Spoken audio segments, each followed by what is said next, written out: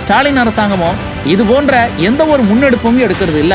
Blue black certificate என்று கடற்கரைகளை சுற்றுலா தலமாக்குவதற்கு கோடிக்கணக்கில் ஒப்பந்தங்களை வெளியிட்டு விட்டு கடந்த ஒரு வாரமா கடற்கரை முழுவதும் கட்டிட இடர்பாடுகளை கொட்டி அவலப்படுத்திய காட்சிகள் தான் சென்னைக்கு மிச்சமான கதை.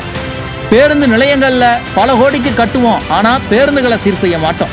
குடிசைகளை அழிப்போம், ஆனா மாற்று வீடு அவர்களுக்கு கட்டித்தர மாட்டோம். தூய்மை பணியாளர்களை போராட வைப்போம், ஆனா அவர்களுக்கு தேவையானதை செய்ய மாட்டோம் என்கிற ரீதியில தான் பொறுப்பற்ற அரசாங்கமா திகழ்கிறது இந்த விடியா ஸ்டாலின் மாடல் அரசு. இந்த வெளிநாட்டு பயணங்களும் விளம்பர படப்பிடிப்புகளும் எதற்காக? மக்களை மீண்டும் மீண்டும் ஏமாற்றவா? இப்படி மேக்கப் போட்டு மக்களை ஏமாற்றியது போதாதா?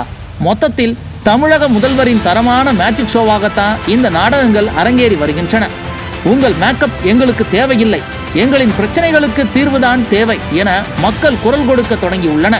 ஸ்டாலின் அவர்களே, வெளிநாட்டில் நீங்கள் எடுத்துக்கொள்ளும் புகைப்படங்கள், வெளிநாட்டு தெருக்களில் மின்னும் உங்களது கோட் ஷூட் இவைகள் எல்லாம் விவசாயிகளின் வறுமையையும் தொழிலாளிகளின் ஏழ்மை நிலையையும் பிரதிபலிக்குமா? அரசியல் மேஜிக் ஷோ இல்லை முதல்வர் அவர்களே, மக்களுக்கு தேவை தீர்வுதான். மாடல் ஷோ வேண்டாம் என மக்கள் குரல் எழுந்த வண்ணமே உள்ளன. ஸ்டாலின் முகத்திற்கு மட்டுமல்ல, ஆட்சியிலும் மேக்கப் போட்டுக்கொண்டுதான் இருக்கிறார். அது சரி, நாடகக்காரர்கள் நாடாண்டால் மேக்கப் தானே போடுவார்கள். விநாயகர் கரையும் போது அரசியல் விளம்பர முகமூடிகளும் பொம்மைகளும் சேர்ந்தே கரைய வேண்டும்.